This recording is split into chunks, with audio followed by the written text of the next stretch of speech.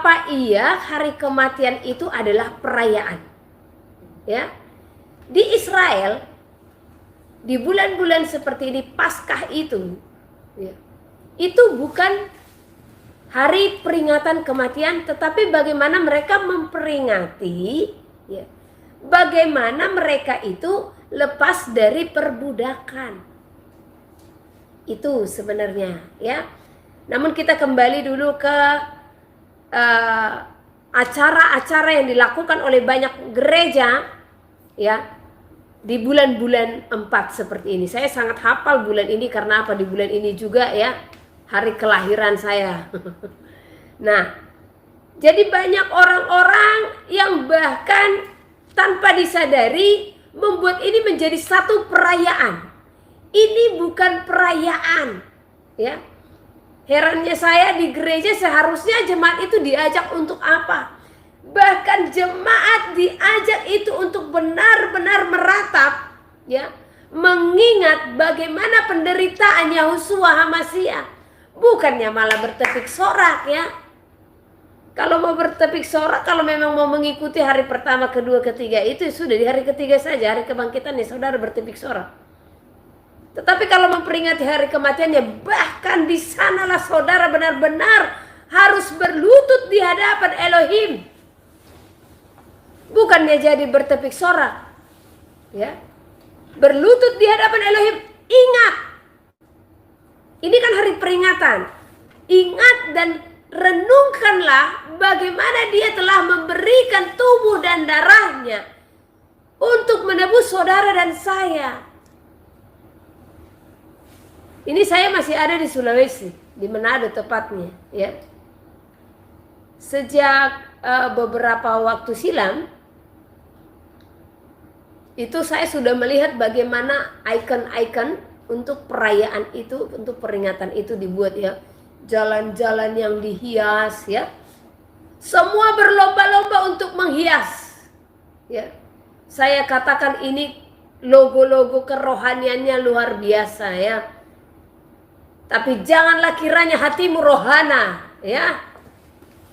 Jadi ini mungkin bukan hanya Sulawesi, ya. Karena saya di Sulawesi sajalah dulu saya katakan ini tahu rohana. Ternyata rohana itu bukan hanya bahasa Batak, ya. Bahasa di Sulawesi juga rohana itu ya mengikuti kehendak sendiri atau hal-hal duniawi. Jadi jangan hubungkan hal-hal rohani dengan hal-hal duniawi, ya. Janganlah kiranya aksesoris keagamaan, ya, aksesoris kerohanian besar engkau buat, ya.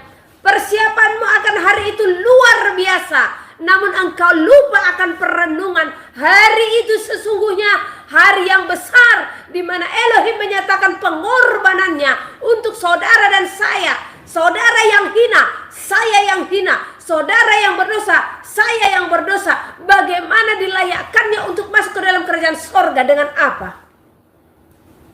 Dengan pengorbanan. Apakah pantas saudara mengatakan, ya, ini hari raya Jumat Agung atau apa segala macam? Apa yang diagungkan di sini? Di saat itu, di saat penyalipannya, siapa yang diagungkan? Saudara bisa berpikir, apakah di dalam penyalipan Yahusua itu diagungkan? Tidak. Kalau saudara mengklaim di hari Jumat itu adalah hari kematiannya, penyesahannya, dia tidak diagungkan di sana, tetapi dia disesah di sana. Bukankah dia disalibkan di hari itu? Yang diagungkan di sana siapa? Pontius Pilatus. Ya. Jadi supaya jangan salah penempatan kata-kata. Jadi hari ini bukan perayaan. Tetapi kalaupun saudara harus melakukannya, tetapi jadikan hari ini sebagai peringatan bagaimana besarnya pengorbanan yang diberikan oleh Elohim agar saudara dan saya layak masuk ke dalam kerajaan sorga. Saudara dan saya yang hina ini, saudara dan saya yang berdosa ini, ya, seberapa besar pengorbanan yang diberikan untuk menebus. Dan hari ini kalau engkau mengingatnya, adakah engkau mengingat apa yang sudah engkau kerjakan, apa yang telah engkau lakukan setelah saudara dan saya ditebus? Adakah engkau menghargai setiap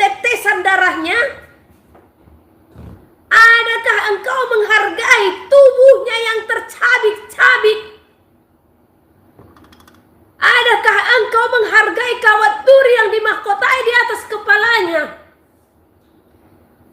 Adakah saudara menghargai paku yang tertancap di tangannya?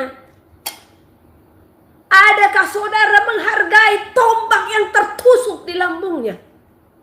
Itulah yang harus engkau ingat hari ini. Hari ini saja, jangankan hari ini ya. Sehari sebelum. Kalau saya mengingat bagaimana itu, bahkan semua tulang saya lemah. Ya. Nyaris tidak bisa bernafas saya. Jadi alangkah durhakanya jikalau engkau mengadakan perayaan-perayaan itu pada hari ini. Tanpa engkau ada perenungan. Ini bukan perayaan tetapi perenungan, memperingati bagaimana dia berkorban untuk menebus kita, melayakkan kita masuk ke dalam kerajaan-Nya. Bahkan banyak yang saya lihat di dalam mereka memperingati hari ini. Ujung-ujungnya apa? Kemabukan, pesta pora, makan-makan. Nyaris tidak bisa bernapas saya ini ya. Jujur sebenarnya saya tidak mau. Tadi saya sudah terbaring itu dari kemarin, saya lemas. Tetapi tubuh saya memang lemah, tapi roh saya penurut ya. Dia berduka. Sungguh dia sangat berduka. Bagaimana kacaunya pengajaran di akhir zaman. Bagaimana kacaunya umat manusia. Ya. Masa saudara mengatakan selamat merayakan Jumat Agung. Saudara sadar nggak siapa yang diagungkan di hari itu? Yang diagungkan di hari itu bukan Yahusua. Yang diagungkan di hari itu siapa yang menganiaya dia? Siapa yang menyesah dia? Tetapi hari itu adalah hari di mana penyesahan terjadi atas Yahusua.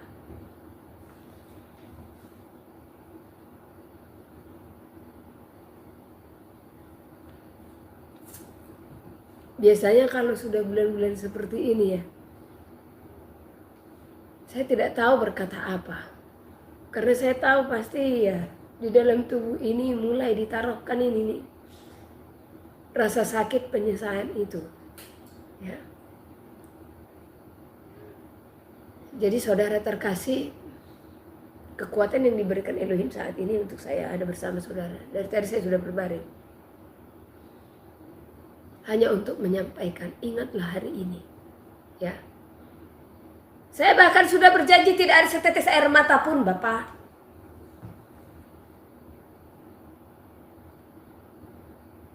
Nyaris saya tidak bisa berkata-kata. Ya. Namun saya harus tetap menyampaikan kepada saudara. Ya. Apa tadi yang Elohim serukan di saat saya berdoa? Apalagi yang harus aku perbuat untuk umatku percaya akan aku? Apalagi yang Elohim harus lakukan untuk saudara? Supaya saudara mengerti betapa besar pengorbanan yang telah diberikannya agar engkau layak masuk surga. Adakah saudara mengerjakan keselamatan itu? Adakah saudara mengerjakan setiap tetesan darahnya? Adakah saudara mengerjakan bagaimana hembusan nafasnya? Harus selesai di kayu salib menyelesaikan seluruh pertandingan. Menyelesaikan dosa saudara dan saya.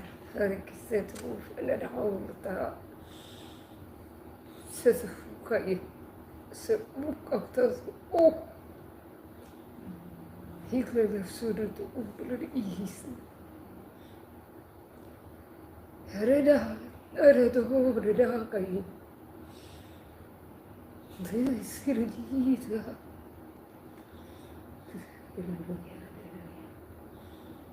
Oh glory, glory, orida kaya nasa.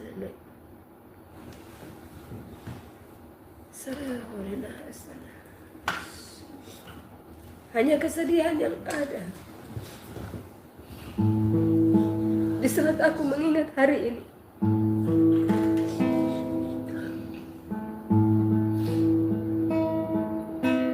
mari saudara terkasih,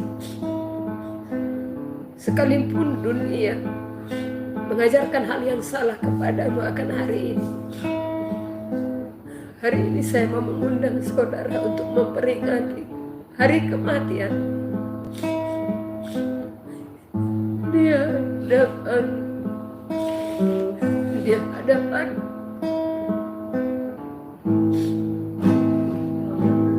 mari saudara terkasih, ingatlah di saat dia dibawa oleh tentara-tentara Romawi, apa yang dia tunjukkan? Kasih. Di saat telinga mereka ditebas, apa yang dia nyatakan?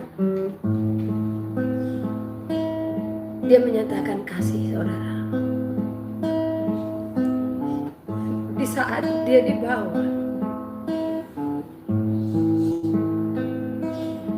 dia diam.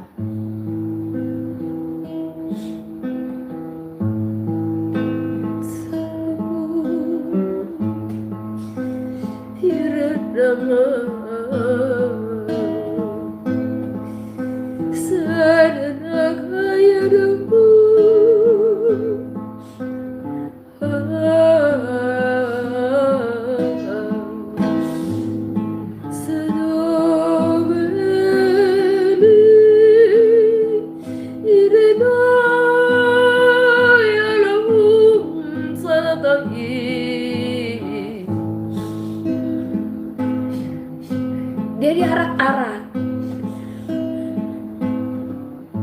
Orang-orang melemparinya. Siapa yang melempari dia? Siapa yang menghinanya? Bahkan yang dia telah nyatakan mujizat. Dia memberikan 5.000 orang makan. Namun apa yang mereka lakukan? Mereka pun ikut menyesal.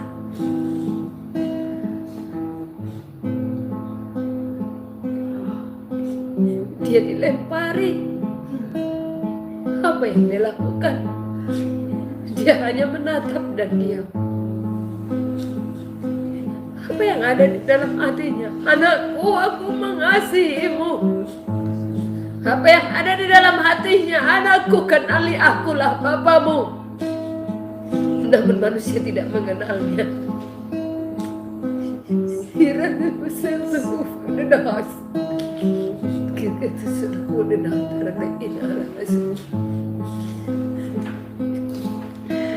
Lihat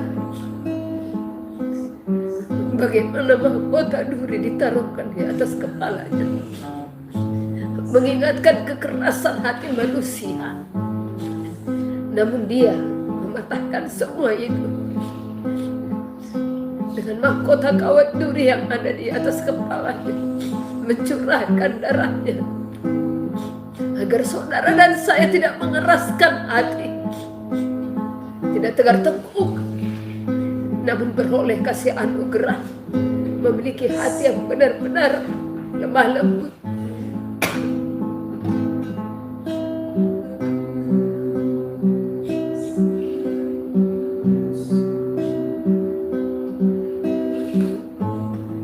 Lihat, di saat dia diludahi, apa yang dilakukannya? Dia diam. Sungguh penghinaanlah yang telah dialami.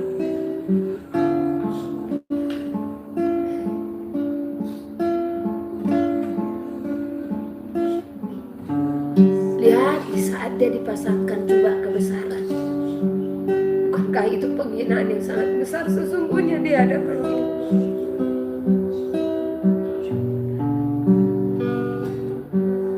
Bapa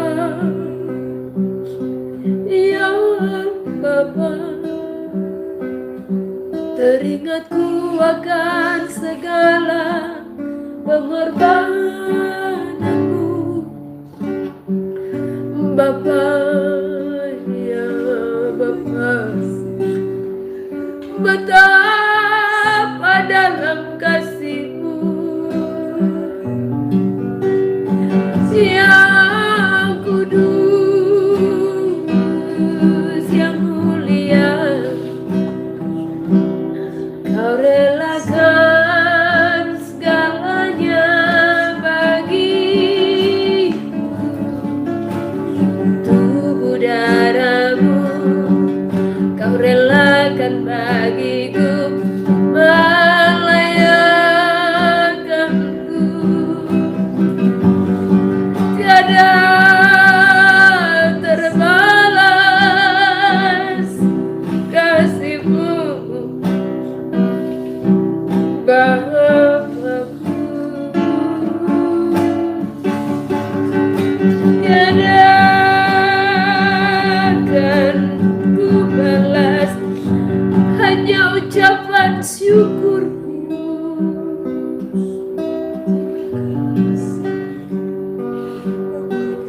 Tiada yang bisa aku lakukan selain menaikkan pujian di hadapan-Mu, Bapa-Ku dan Raja-Ku.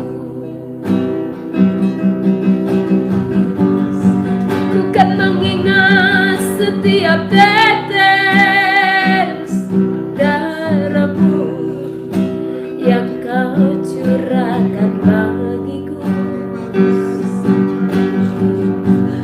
Bukan mengingat tubuh-Mu, ya Bapa yang kudus, yang Kau berikan bagiku. Tiada akan ku lalui hari-hari tanpa-Mu.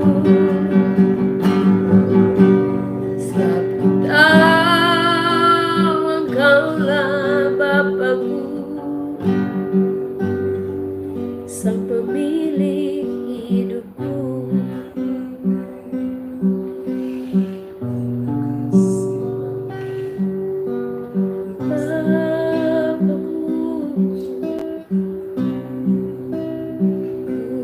Angkat suaraku.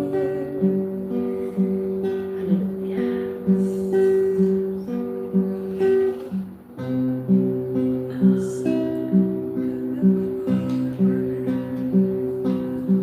Jikalau saudara memahami arti daripada pengorbanan, maka saya percaya saudara tidak akan menyia-nyiakan setiap hari-harimu.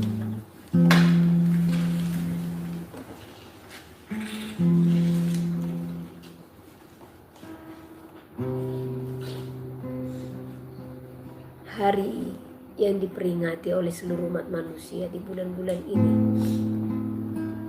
sungguh hari yang tidak mau aku ingat, karena aku hanya akan mengingat sakitnya. Saya sedikit bersaksi kepada saudara. Ada satu hari di mana saat saya berdoa, saya sudah pernah saksikan kepada saudara. Hari itu saya diberi penglihatan akan kekelaman. Dan hari itu juga tiba-tiba saya merasakan ada yang memukul punggung saya. Ya. Itu punggung saya tercambuk. Ya. Dan pada malam itu saya merasakan semua kesakitan itu kepala saya itu seperti ada kawat yang menusuk. Ya. sampai tangan saya rasakan, makanya saya tahu itu di paku, itu di sini. Ya. Jadi tiba-tiba tangan saya seperti ini dan saya merasakan ada yang menusuk dan itu sampai ke jantung. Ya. Makanya saya bisa tahu dia itu mulai lemah tubuhnya di saat paku tertancap di nadinya. Satu sisi saya bersyukur diberikan anugerah untuk mengalami itu. Ada berapa jam saya tidak katakan mati, hanya di saat nafas ini sudah seperti itu saya rebah, terjatuh, dan sampai jam 4:30 pagi baru mata saya terbuka. Dan sering setiap bulan-bulan seperti ini saya merasakan itu gitu. Sampai detik ini saya bahkan tidak bisa melihat kalau ada foto-foto yang dikirim penyisahan dia, tidak bisa. Karena itu jantung saya langsung lemas. Jadi kalau ada mengirim itu ke grup atau ke WA saya tidak buka, langsung saya hapus. Ya, saya sebenarnya ingin saudara merasakan supaya saudara tahu bukan pengorbanan yang kecil yang dia lakukan untuk menebus kita. Aku mengasihi dia. Ya, saya hanya harapkan saudara juga mengasihi dia bukan hanya dengan kata-kata, tetapi dengan perbuatan. Nyatakan kasih. Engkau yang hari ini memperingati hari itu ya, bahkan dengan atribut-atribut kerohanian yang begitu banyak. Ya, saya melihat betapa semangatnya saudara untuk membuat atribut-atribut itu ya. Namun apakah saudara mengingat?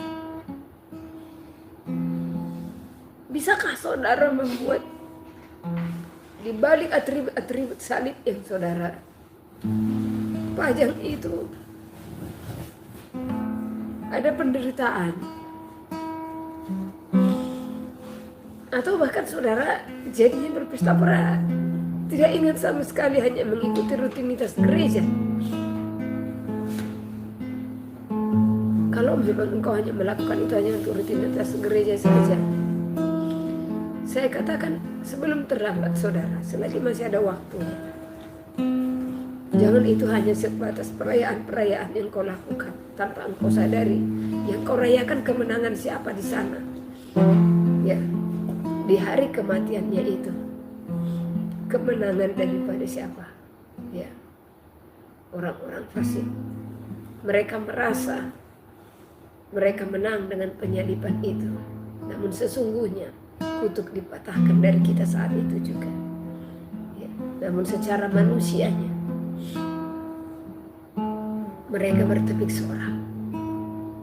Apakah ia pantas saudara bersuka cita mengingat hari itu? Aduh, saya tidak tahu mau katakan apa ya. Kasihi dia, lakukan firman-Nya. Saya bersaksi juga pernah satu waktu dia berjalan. Saya katakan saja ini mimpi saya, karena kalau saya katakan saya dibawa ke alam roh, mungkin saudara kurang paham, karena mimpi juga dibawa ke alam roh. Saat itu dia berjalan bersama-sama dengan saya. Di saat kami berjalan itu, dia berpakaian merah. Saya di sampingnya, saya berpakaian putih. Saya masih mengingat bentuk gaun saya hari itu. Ya. Jadi kami berjalan. Di saat kami berjalan, saya melihat tembok. Dan tembok ini sangat kokoh dan saya tahu itu tidak akan bisa dirobohkan. Ya. Saya katakan, Bapak, ini temboknya sangat kuat sekali. Dan saya tahu itu sama ini, itu tuh kerajaan surga itu sendiri. Ya. Tembok ini sangat kokoh, saya bilang. Ya anakku, terbuat dari apa ini tembok ini? Saudara tahu tembok itu terbuat dari apa? Keteguhan iman umat manusia yang tidak tergoyahkan. Itu berbicara ketaatan dan kesetiaan yang tidak tergoyahkan. Itu menjadi pondasinya, itu menjadi bentengnya. Ya. Kemudian dia bawa saya berjalan. Pas di ujung saya diperlihatkan bumi. Kecil, bumi itu kecil. Ya. Dia berfirman, di sanalah umat manusia berada. Dan dia membukakan arti daripada jubah merah. Karena dulu, kalaupun saya melihat gambar-gambar seperti itu, saya bukan orang yang langsung, yang gampang seperti orang kan akhirnya berimajinasi seperti itu. Bila saya bukan orang yang berimajinasi atau berhalusinasi, bukan. Ya. Karena dulu selama saya belum bertobat, logika saya sangat tinggi. Ya. Jadi kalau orang logikanya tinggi tidak akan berhalu-halu itu, ya. Karena lebih bermain kepada pikiran. Ya. Karena kalau orang yang berlogika tinggi, satu contoh ada penglihatan, ada ini, pemain logika ini tidak akan percaya. Nah, tetapi hal spiritual itu Elohim berikan kepada saya hari lepas hari. Ya, hanya memang mohon maaf saudara, kadang ya saya bilang itu kepada setiap orang yang saya layani. Saya bukan tipe orang suka cerita hal-hal spiritual atau supranatural ya. Yang sesungguhnya banyak Elohim berikan, sangat banyak ya. Bagaimana sorga neraka, bagaimana malaikat, bagaimana tua-tua sorga, apalagi ya bahasa-bahasa malaikat itu saya bisa tahu. Di saat malaikat yang berbicara saya bisa tahu, saya bisa bedakan bahasa-bahasa mereka ya. Jadi hal-hal itu sebenarnya banyak saya alami ya. Bagaimana rupa dari Yerusalem baru, bagaimana gerbangnya dengan batu-batu itu semua sudah Elohim perlihatkan ya.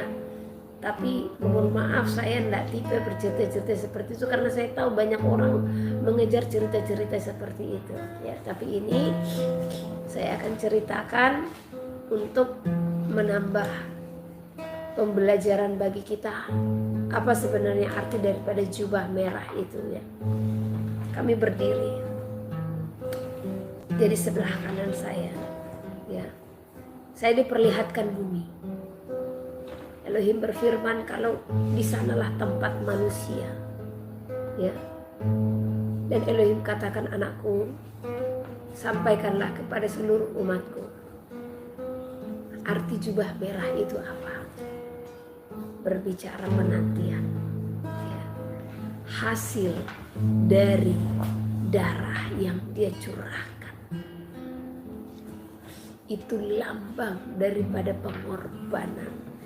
Jadi jubah merah itu ya, di sana Elohim menantikan para mempelainya, menantikan kita menjadi buah daripada pengorbanan itu, hasil daripada pengorbanan. Saudara pasti paham ya apa yang saya katakan ya. Dia telah mencurahkan darahnya. Dia telah memberikan penebusan kepada saudara dan saya. Dan dia sedang menantikan hasil daripada pencurahan darah itu. Yaitu apa? Perjuangan saudara dan saya. Dia menantikan itu. Di mana kita dinantikannya sebagai pemenang. Kerjakan keselamatan. Saat ini dia berdiri menantikan saudara dan saya. Karena itu lakukanlah apa yang berkenan di hadapannya. Sedikit saya akan membukakan tentang Sabat, ya. Sabat ini adalah salah satu hari yang harus kita kuduskan di hadapannya sebagai pemurnian daripada firman, sebab kedatangannya sudahlah akan tiba. Saya akan belajar dari mana, mengajar dari mana saudara belajar, ya. Kita buka dari Lukas pasal yang ke-23 tentang Yahusua dikuburkan. Di sini saya mau saudara menyimak, ya.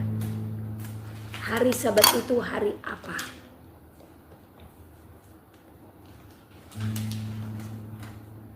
Lukas pasal yang ke-23 ayat 50 sampai 56b.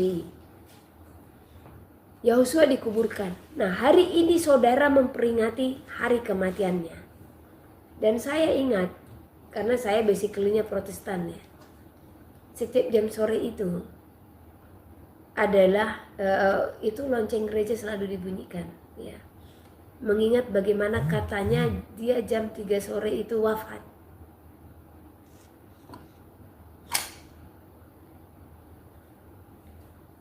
Nah, oke, kita akan bawa dari jam 3 sore, ya.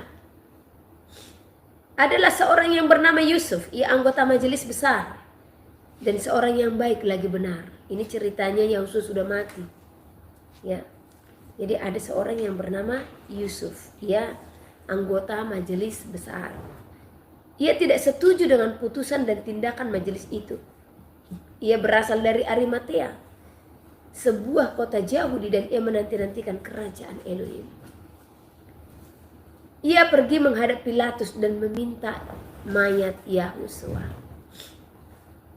Dan sesudah ia menurunkan mayat itu, ia mengapaninya. Ingat, tadi sesuai dengan pengajaran kekristenan, ya, jam 3 sore itu katanya Yahusua itu wafat, ya. Jadi saya akan bawa saudara untuk dari waktu bahkan yang saudara sendiri tetapkan, ya.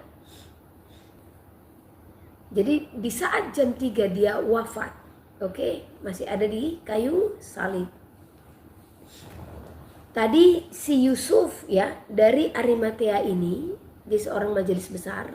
Dia tidak setuju dengan keputusan majelis itu untuk menyalibkan Yahusua. Ia pun meminta mayat Yahusua, ya. Dan sesudah ia menurunkan mayat itu, berarti sekitar jam berapa? Ya, kan ini ada proses toh. Ya. Yahusua mati. Kita tidak tahu jam berapa Yusuf itu datang. Kita buat prosesnya 1 jam, ya.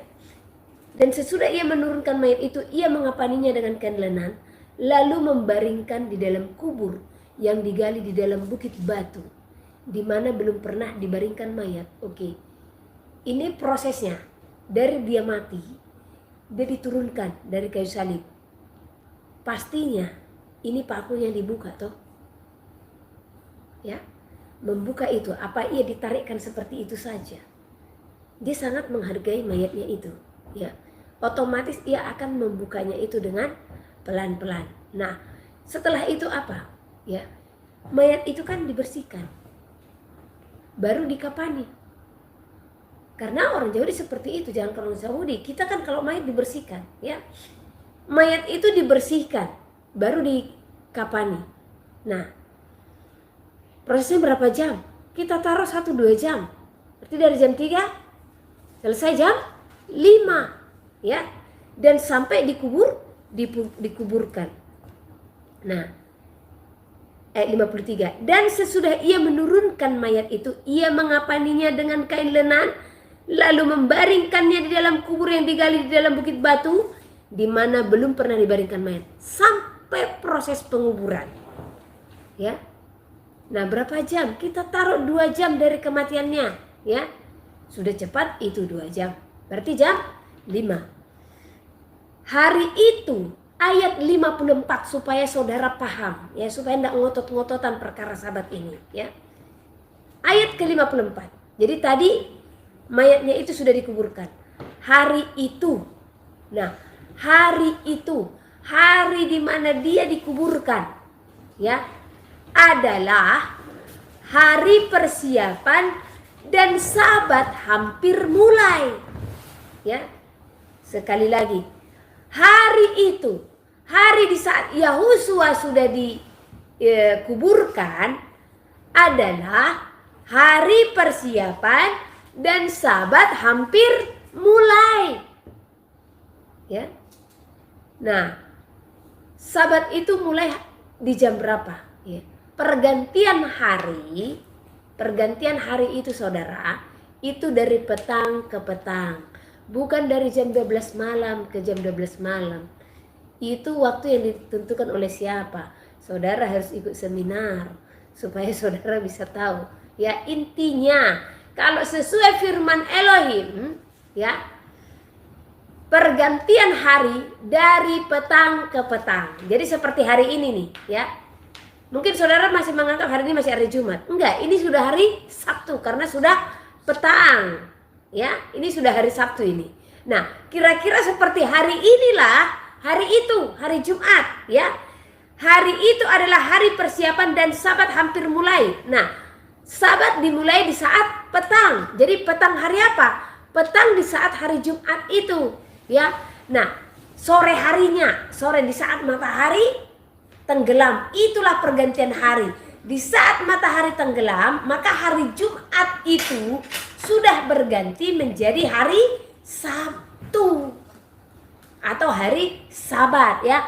Hari itu adalah hari persiapan dan Sabat hampir mulai. Oke. 55. Dan perempuan-perempuan yang datang bersama-sama dengan Yahusua dari Galilea ikut serta dan mereka melihat kubur itu dan bagaimana mayatnya dibaringkan. Jadi di sini Maria Magdalena, ya, mereka ikut dalam menguburkan Tuhan Yahusua dan mereka melihat bagaimana mayat itu dibaringkan. Ingat, itu di hari Jumat sore, ya. 56a. Dan setelah pulang mereka menyediakan rempah-rempah dan minyak mur, ya. 56b. Dan pada hari Sabat mereka beristirahat menurut hukum Taurat. Jadi ini esoknya, ya.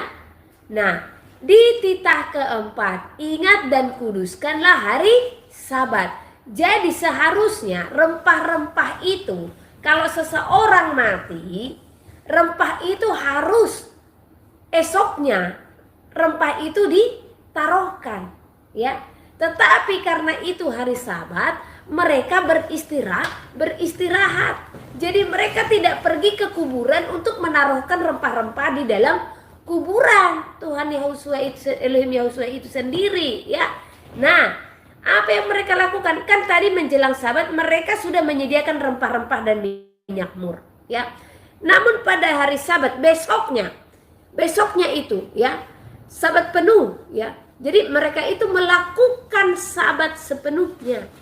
Dengan mereka itu beribadah di hadapan Elohim. Mereka itu tidak melakukan pekerjaan yang lain selain daripada beribadah kepada Elohim. Dan pada hari Sabat mereka beristirahat menurut hukum Taurat. Jadi mereka tidak melakukan pekerjaan apapun. Mereka pun tidak menghantarkan rempah-rempah ke dalam kuburan, ya. Nah, di pasal ke-24. Tetapi pagi-pagi benar pada hari pertama minggu itu. Nah, tetapi pagi-pagi benar pada, ini tidak dikatakan tetapi pagi-pagi benar pada hari Minggu, enggak. Tetapi pagi-pagi benar pada hari pertama minggu itu, mereka pergi ke kubur membawa rempah-rempah yang telah disediakan mereka. Oke. Pagi-pagi benar pada hari pertama. Nah, sekarang saya mau tanya saudara. Saudara merayakan hari kebangkitannya itu di hari apa? Hari ketiga. Hari ketiga setelah kematian. Nah, hari ketiga setelah kematian itu adalah hari pertama pada minggu itu. Jatuh kepada hari apa? Hari Minggu. Ya. Tetapi tadi kan dia mati hari Jumat. Oke? Nah, mayatnya diminta oleh Yusuf dari Arimatea. Dibersihkan dulu, dikapani, baru dimasukkan ke dalam kubur. Dan saat itu juga Maria Magdalena dan ikut untuk menguburkan mayat Yahusua, ya. Dan dikatakan Jumat sore itu hari persiapan Sabat hampir mulai. Berarti Jumat sorenya, petangnya itu sudah Sabat, ya. Nah, jadi sebelum ketemu Sabat, para perempuan itu mempersiapkan rempah-rempah yang hendak dihantarkan kemana? Ke kuburan, ya. Nah, tetapi hari Sabtu itu mereka itu beristirahat. Karena apa? Itu sesuai hukum Taurat. Jadi rempah-rempah itu mereka simpan. Mereka tidak hantarkan. Dan mereka hendak menghantarkan itu setelah selesai Sabat dulu, ya. Setelah selesai Sabat, baru mereka pergi ke kuburan. Nah, jadi di hari apa itu? Hari pertama pada minggu itu. Nah, hari pertama pada minggu itu, ya, hari apa? Hari Minggu, ya. Mereka mendapati batu sudah terguling dari kubur itu, dan setelah masuk mereka tidak menemukan mayat Yahusua. Sementara mereka berdiri termangu-mangu karena hal itu, tiba-tiba ada 2 orang berdiri dekat mereka memakai pakaian yang berkilau-kilauan. Mereka sangat ketakutan dan menundukkan kepala. Tetapi kedua orang itu berkata kepada mereka, "Mengapa kamu mencari dia yang hidup di antara orang mati?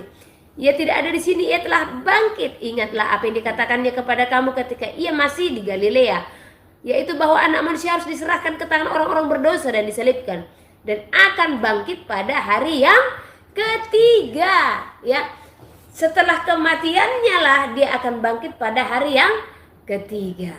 Ya, tetapi hari ketiga itu adalah hari yang pertama pada minggu itu, jatuh kepada hari Minggu. Jadi hari pertama pada minggu itu adalah hari Minggu. Jadi kita beribadah di hari apa?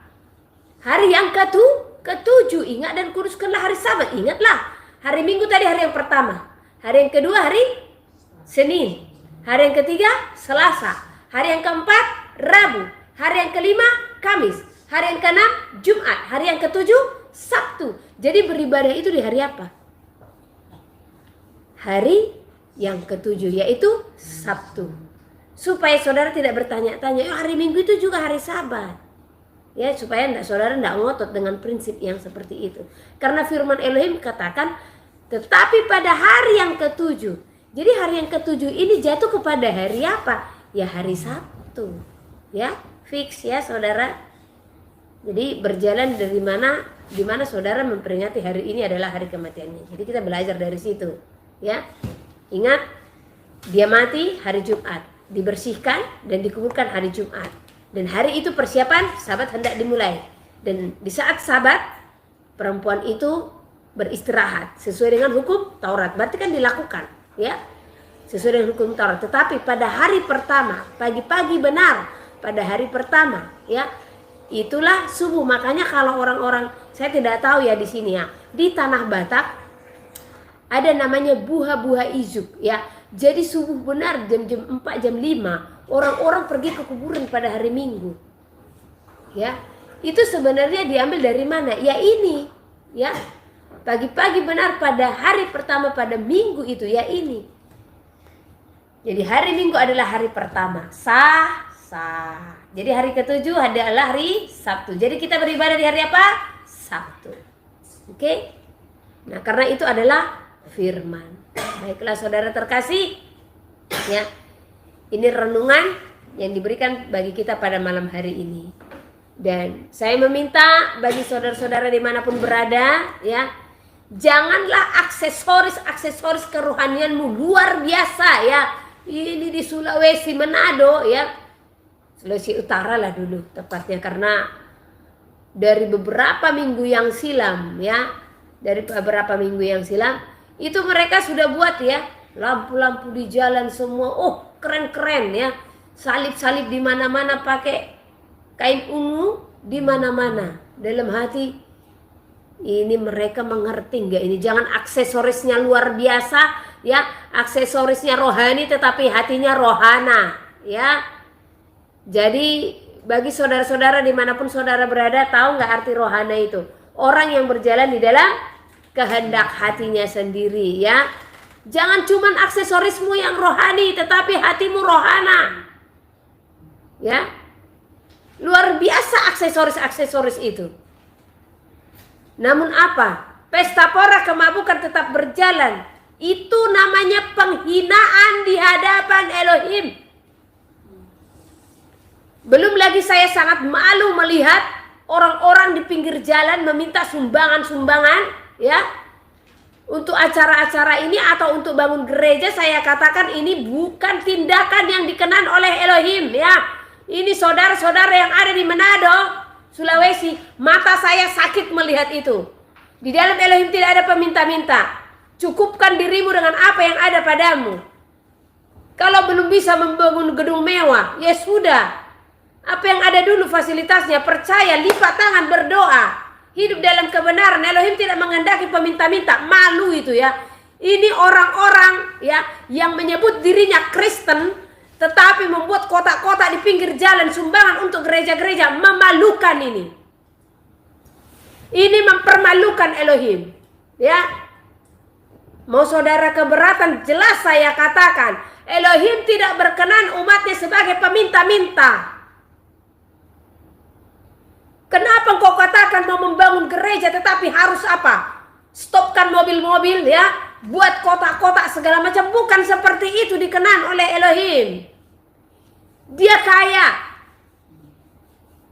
dia dahsyat, mukjizatnya nyata, kuasanya nyata. Tinggal perkaranya bagaimana engkau yang meminta. Doa orang benar besar kuasanya. Ini mempermalukan itu namanya. Jadi stopkan itu semuanya, ya.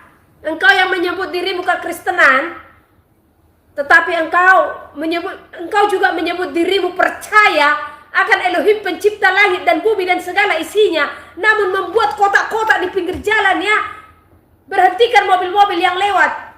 Untuk biaya-biaya apa? Pembangunan gereja, pembangunan bait suci. Oh, tidak seperti itu. Bagus kerjasama di antara jemaat. Apa yang ada dikumpulkan dari jemaat, silakan itu yang dipergunakan. Berdoa. Mempermalukan ini namanya, ya. Jadi jangan lakukan hal seperti itu. Hidup di dalam kekudusan.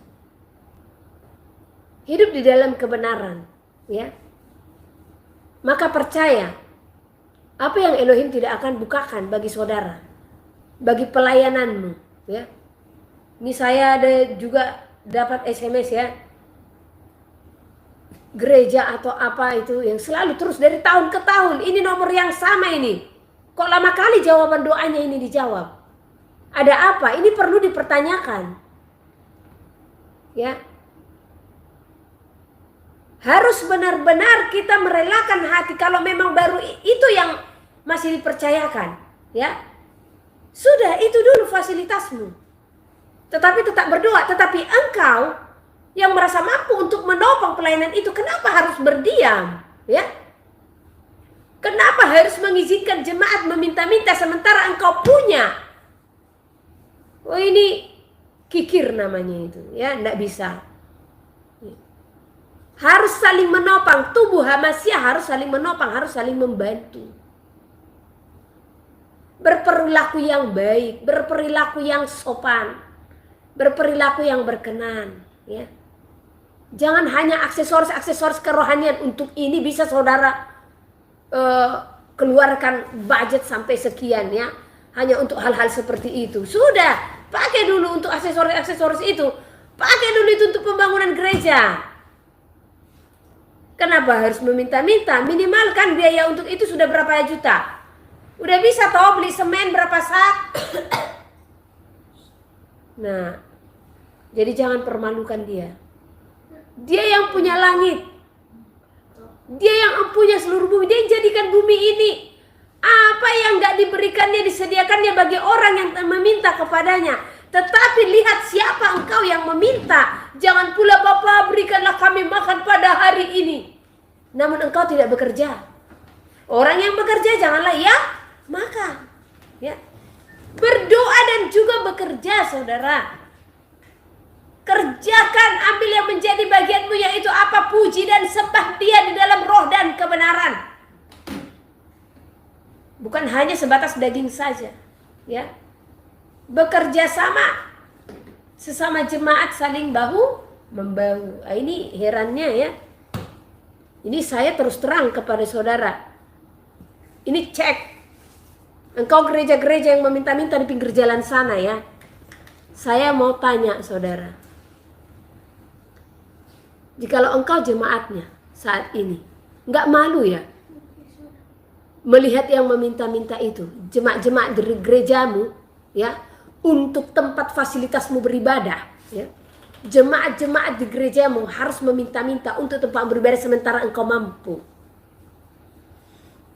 Minimal kotak aja dulu ya. Jangan pula ya meminta untuk membangun gereja besar-besar, apalagi di Manado ini gereja yang seperti istana, saudara.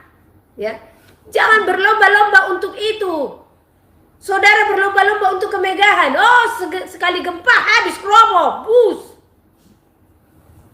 Ya, hanya berlomba-lomba untuk keangkuhan hidup itu namanya. Ya, apa yang ada itu dulu pergunakan. Kalau hanya sebatas dinding saja, dinding aja dulu. Sebatas atap saja dulu. Tapi saya katakan atap duluan, jangan dinding duluan ya. Atap duluan. Kalaupun harus terpal dulu, plastik atau jerami atau bambu, silahkan itu dulu. Perkencang lagi doamu. Bapak, kami membutuhkan kursi, masuk kursi. Bapak, kami membutuhkan podium, masuk podium. Bapak, kami membutuhkan keyboard, masuk keyboard. Ini gak malu ya saudara. Hanya untuk gedung yang besar saudara harus meminta-minta di pinggir jalan ya. Stop, memalak itu saudara itu. Ya. Nah, ambil kardus-kardus. Itu, stop. Yang lewat hanya untuk apa? Hanya untuk supaya dilihat oleh manusia mega. Saya percaya ini jemaat banyak yang bisa, banyak yang mampu. 100 saja jemaat. Ya, 100 saja lagi. Tabung itu. Ya. Dalam 1 tahun. 1 kakak 1 juta. 1 tahun itu apa sulit engkau memberikan 1 juta saja 1 tahun kepada gerejamu, saudara? Ya, kalau sulit, berdoa lebih lagi. Kalau 1 juta 1 tahun, tidak nyampe itu 100.000 1 bulan, benar enggak? Nah, kumpulkan itu, hai gembala-gembala. Ya, kumpulkan di dalam kas, jangan pula nanti ada kas kau putar-putar lagi ya kan? Supaya bunga berbunga, berlimpah-berlimpah. Nah, ini seperti saya harus mengajar dulu gereja-gereja ini ya. 100 jemaat. Janji iman 1 juta 1 keluarga. 100 keluarga tadi ya. Nah, berarti 1 tahun itu berapa? 100 juta. Ya. Nah, tahun kedua. Tahun pertama yang 100 juta ini bangun dulu fondasi. Kan bisa toh nyicil-nyicil. Ya, bangun pondasi. Tahun kedua berjalan lagi ya, bangun atap. Sudah dalam 3 tahun sudah tertutup 300 juta, tidak cukup. Sini saya yang bangun, kasih uang 300 juta, saya bangun, itu tertutup semuanya. Seperti itu saudara. Apa tidak bisa membangun 300 juta? Bisa ya. Karena saya tahu harga semen. Semen 1 sak 60 sekian ribu. Nah, untuk bangunan 1 meter membutuhkan berapa batu bata, berapa semen, itu bisa saya tahu, bisa saya hitung.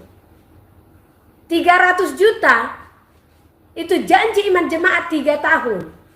Dari 100 jemaat. Oke, jemaatnya 50, kita potong 6 tahun. Sabarlah dulu 6 tahun itu.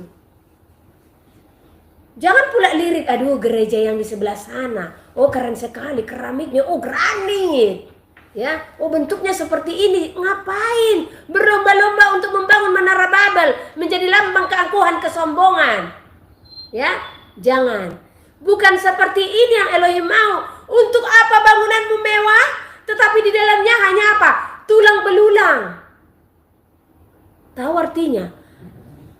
mati roh. Sekalipun bangunanmu bahkan tidak layak dipandang oleh manusia, tetapi engkau menyalakan api dari dalamnya. Bukankah ini yang Elohim lihat, saudara?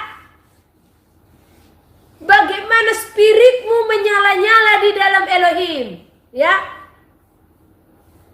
Bagaimana hatimu berkobar-kobar sebagai penyembah, ya? Berdoa untuk kotamu, berdoa untuk keluargamu, berdoa untuk seluruh wilayahmu, sanak saudaramu. Jangan permalukan lagi kekristenan dengan apa? Memalak orang-orang di pinggir jalan, ya, menyetop mobil-mobil. Elohim tidak berkenan bait sucinya dengan engkau menjadi peminta-minta. Dia tidak berkenan akan hal itu. Dia kaya, dia mampu menyediakannya. Kalau memang itu tempatmu untuk beribadah, sabar saja. Sabar saja. Jadi Sulawesi bertobat ini, ya. Manado tepatnya. Saya lihatlah dulu, ya. Ini di kota ini Manado banyak kan? Sampai nggak Manado ke sana itu? Yang kita lewat kemarin itu. Masih disebut Manado? Ya. Oke. Hari itu kami hendak perjalanan ke Langoan. Itu berapa titik? Ya, ini diperdengarkan dulu kepada seluruh gereja-gereja di Manado ini, ya. Berapa titik itu saya melihat banyak orang-orang, ya, pakai lagu rohani. Masa lagu rohani mengamen sih? Ya. Makanya kalau ada di kapal di mana-mana pakai lagu rohani mengamen, saya bilang ini terlalu menghina ini, ya. Bagi para mahasiswa-mahasiswa juga yang menggalang dana, enggak usah pakai lagu rohani mengamen. Engkau menjual apa? Masa mazmurmu engkau keluarkan dari mulutmu hanya untuk meraup rupiah? Mazmur itu hanya kepada Elohim. Jadi jangan mengamen pakai lagu rohani, ya. Orang Kristen dia pakai lagu rohani, ya, kasih 3.000, 5.000, 10.000. Itu puji-pujian hanya kepada Elohim, bukan untuk meraup rupiah. Nah, ini apa ini? Di mana ini semua? Kok nggak ada yang mengajar sampai sejauh ini, ya? Ya. Herannya saya waktu ke Sanger itu, ya, di kapal ada masing-masing. Sebenarnya sudah mau saya tegur, ya, tapi karena saya live hari itu mengamen pakai lagu rohani, saya tanya itu biayanya untuk apa sebenarnya itu? Ya untuk mereka sendiri, ya. Keterlaluan itu, ya. Bagi mahasiswa-mahasiswa, jangan pernah memakai mazmur. Lagu rohani itu mazmur. Jangan pernah memakai mazmur hanya untuk kepentinganmu pribadi. Bagaimana nanti Elohim akan menghakimimu? Oh, ingat, takut akan penghukuman penghakiman. Enggak takut ya akan hari itu, ya. Saya hari itu sangat saya takutkan, ya. Jadi ini juga kami perjalanan dari Manado ke Laongan. Itu di pinggir jalan banyak sekali itu, ada berapa titik itu, ya. Ini bertobat. Jadi bagi gereja-gereja yang mengadakan acara itu, dari mulai titik Manado sampai Laongan, ya. Langoan. Kebalik-balik aja, Golojo menjadi Gojolo, ya. Ya, Langoan, ya. Nah, jadi saya minta, ya, tolong bertobat. Kalau masih mau bangun gereja, nggak usah meminta-minta di pinggir jalan, pakai lagu rohani lagi, ya. Apa lagunya? Aduh, saya bilang ini benar-benar mempermalukan bapakku ini, ya. Malu. Yang ada jemaatnya apa? Pakai cincin 2, pakai cincin 3, ya kan? Pakai tas merek apa? Saya nggak tahu lagi merek-merek, ya. Pakai sendal, ya. Makanan berlimpah ruah, ya. Besok ada acara, tolong ya, makanan jangan berlimpah ruah di sini, ya. Ini pengumuman bagi tim, ya. Tim pelayanan kasih yang ada di Manado, tolong besok ini diumumkan di grup. Jangan ada makanan yang berlebihan karena Ibu Heni tadi sudah memasak di sini untuk acara besok, ya. Turun tangan ini Ibu Heninya, ya. Jadi jangan ada makanan yang berlebihan. Nah, herannya nanti buat acara meminta-minta seperti itu, makanan ada, ya.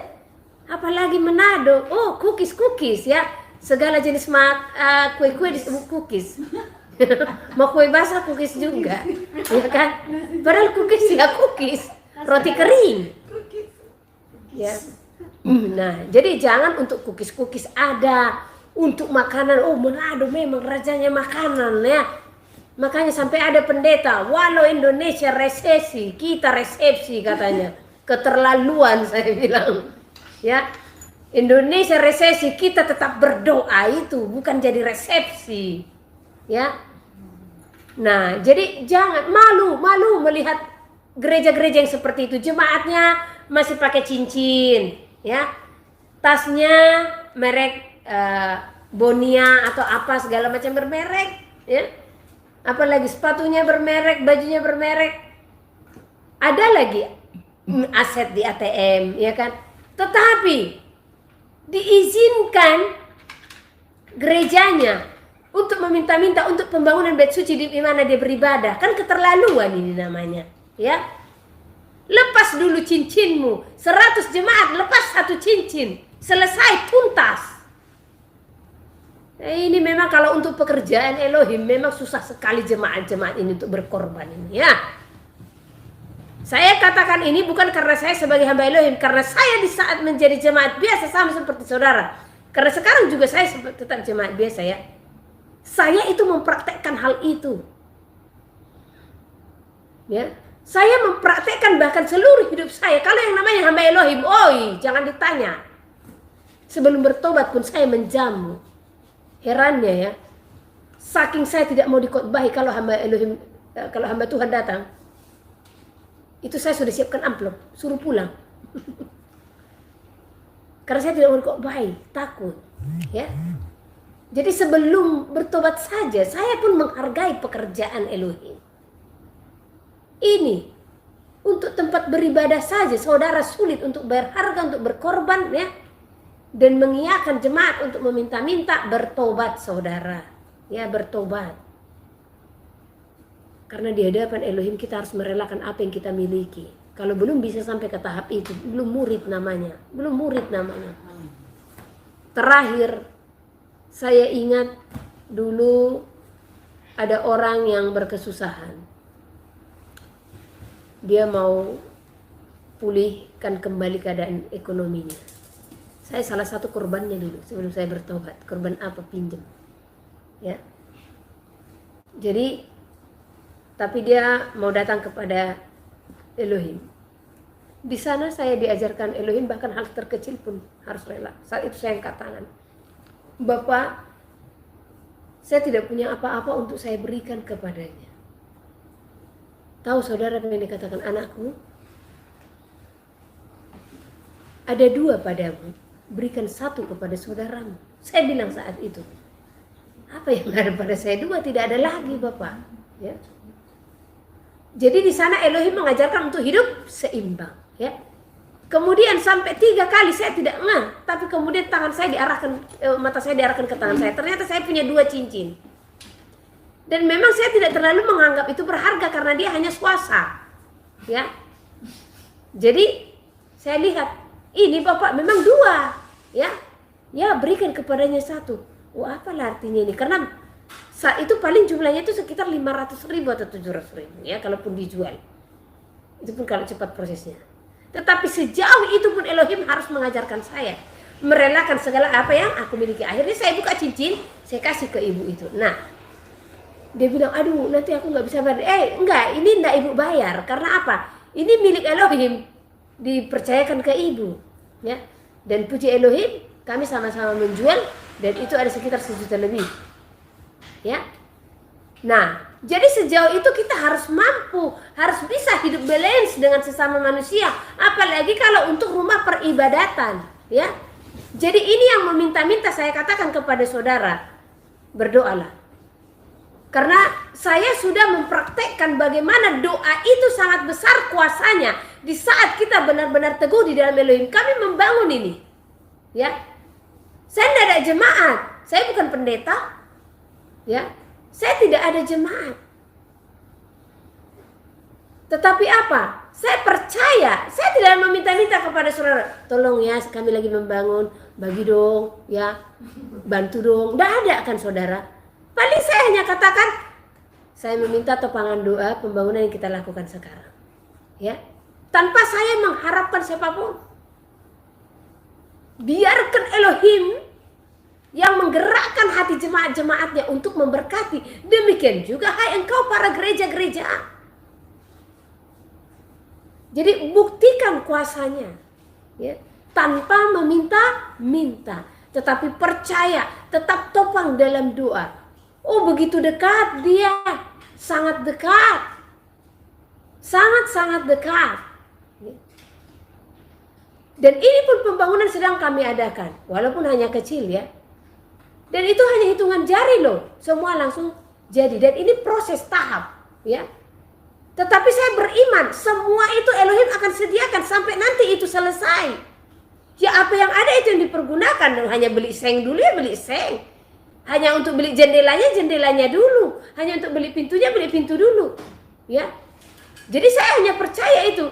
Satu persatu saya percaya kalau Elohim akan sediakan. Tanpa meminta-minta. Ya. Jadi jangan permalukan dia yang begitu kaya. Jangankan gereja, darahnya pun sudah dia berikan. Tubuhnya pun sudah dia berikan. Hari ini saudara memperingatinya. Ya. Hari ini saudara seharusnya melihat betapa kayanya dia. Betapa berkorbannya dia. Betapa besarnya cara yang dilakukan untuk apa? Menolong saudara dan saya. Apalagi kalau hati kita tulus menjadikan itu sebagai tempat peribadatan. Bagaimana Elohim tidak layakkan? Dia akan melayakkan. Tanpa kita meminta-minta. Jadi bertobat ya. Saya memang sebutkan kotanya supaya apa yang mendengarkan pun sadar. Oh iya, saya lihat pemberitahuan ini ya. Ini di gereja ini ya. Jadi ini dari titik Manado sampai Langoan itu. Ada berapa titik itu di jalanan? Saya tidak tahu. Karena saya lihat memang spanduknya untuk gereja-gereja. Aduh. Jangan ya. Bahkan untuk membantu fakir miskin pun dan janda-janda. Tidak perlu seperti itu. Paling kalau memang sesama jemaat ada kerjasama. Yuk kita bantu janda-janda. Yuk kita bantu fakir miskin. Silahkan ya. Bekerja sama. Ini pun kami mulai besok perdana. Membuat persekutuan tim pelayanan kasih. Di kota Manado. Saya ajarkan bagaimana. Ini tim pelayanan kasih. Jadi ada hari di mana tim ini pun harus memberkati sesama. Ya, fakir miskin, janda-janda atau pergi ke penjara atau pergi ke panti asuhan. Nah, akan ada waktunya. Entah itu sekali sebulan atau sekali 2 bulan. Intinya saya serahkan kepada tim, ya. Jadi besok itu perdana hanya pembentukan tim itu. Tetapi yang terutama bukan hanya untuk berkat-berkat itu, tetapi berkat spiritual, berkat rohani, ya, di mana sebagaimana Elohim merindukan di kota Manado ini terbit cahaya, yaitu orang-orang yang memberi dirinya sebagai pendoa-pendoa, yang mati akan daging, ya, itu yang paling utama. Mati akan daging itu, mati akan segala keinginan-keinginan akan dunia ini, tidak merasa lagi harta itu menjadi milik kepunyaan, tetapi milik Elohim sepenuhnya. Ini yang Elohim mau berdiri atas kota ini. Supaya apa? Supaya terpancar impartasinya. Bahkan radius berkilo-kilometer. Ya, impartasi roh itu nyata. Sehingga semakin banyak jiwa-jiwa yang akan bertobat. Ya. Seperti itu saudara, ya. Jadi bagi siapa yang mau bergabung, yang mau dirinya yang mau hatinya memberi diri sebagai pendoa atas tanah ini, ya silahkan japri kami. Karena kami pun akan doakan apakah dia pantas atau layak sebagai pendoa, ya. Jadi bukan hanya sebatas persekutuan yang berkumpul. Ya mungkin ini masih orang-orang yang menurut saudara biasa saja, tetapi saya katakan di dalam Elohim itu tidak dilihat bagaimana hebatnya kita bermazmur, tetapi bagaimana hati kita benar-benar sebagai penyembah. Penyembah itu bukan hanya fasihnya dalam berkata-kata mazmur, tetapi bagaimana tulus hatinya, kerelaan hatinya datang beribadah kepada Elohim, menyerahkan hidupnya sepenuhnya kepada Elohim. Itulah penyembah yang sesungguhnya, yang menyembah Bapa di dalam roh dan kebenaran, yang merelakan segenap hidupnya bagi kemuliaan. Amsal pasal 29. Siapa bersih tegang leher, walaupun telah mendapat teguran, akan sekonyong-konyong diremukkan tanpa dapat dipulihkan lagi. Jika orang benar bertambah, bersukacitalah rakyat. Tetapi jika orang fasik memerintah, berkeluh kesahlah rakyat. Orang yang mencintai hikmat, menggembirakan ayahnya. Tetapi siapa yang bergaul dengan pelacur, memboroskan harta.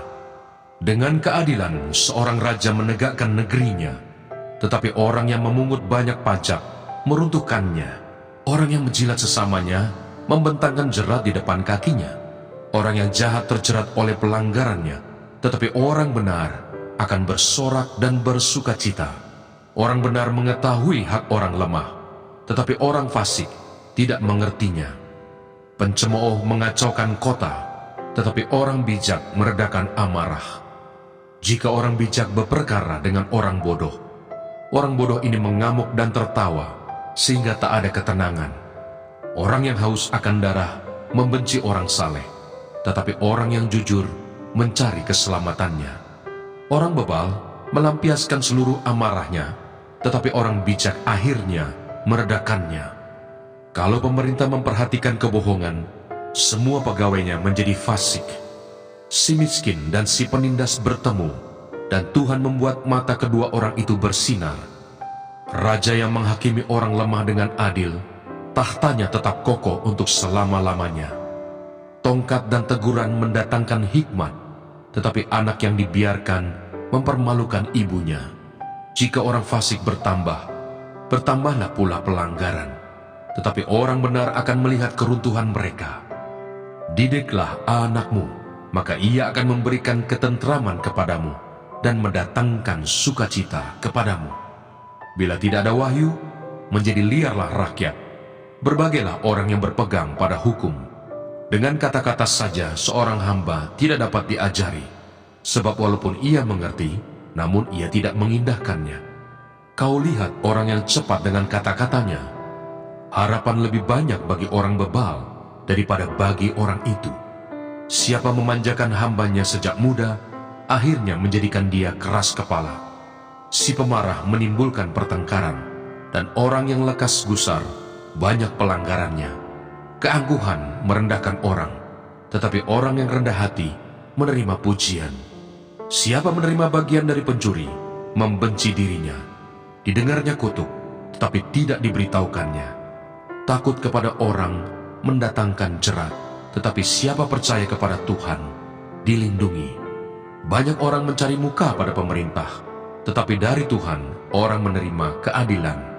Orang bodoh adalah kekejian bagi orang benar. Orang yang jujur jalannya adalah kekejian bagi orang fasik. Amsal pasal 30. Perkataan-perkataan Agur bin Yake. Perkataan Agur bin Yake dari Masa. Tutur kata orang itu, aku berlelah-lelah ya Allah, aku berlelah-lelah sampai habis tenagaku, sebab aku ini lebih bodoh daripada orang lain. Pengertian manusia tidak ada padaku, juga tidak kupelajari hikmat, sehingga tidak dapat kukenal yang Maha Kudus. Siapakah yang naik ke surga lalu turun? Siapakah yang telah mengumpulkan angin dalam genggamnya? Siapakah yang telah membungkus air dengan kain? Siapakah yang telah menetapkan segala ujung bumi? Siapa namanya dan siapa nama anaknya? Engkau tentu tahu. Semua firman Allah adalah murni. Ia adalah perisai bagi orang-orang yang berlindung padanya. Jangan menambahi firman-Nya, supaya engkau tidak ditegurnya dan dianggap pendusta. Dua hal aku mohon kepadamu, jangan itu kau tolak sebelum aku mati, yakni, jauhkanlah daripadaku kecurangan dan kebohongan. Jangan berikan kepadaku kemiskinan atau kekayaan. Biarkanlah aku menikmati makanan yang menjadi bagianku, supaya kalau aku kenyang, aku tidak menyangkalmu dan berkata, siapa Tuhan itu? Atau kalau aku miskin, aku mencuri dan mencemarkan nama Allahku. Jangan mencerca seorang hamba pada tuannya, supaya jangan ia mengutuki engkau, dan engkau harus menanggung kesalahan itu. Ada keturunan yang mengutuki ayahnya dan tidak memberkati ibunya. Ada keturunan yang menganggap dirinya tahir, tetapi belum dibasuh dari kotorannya sendiri.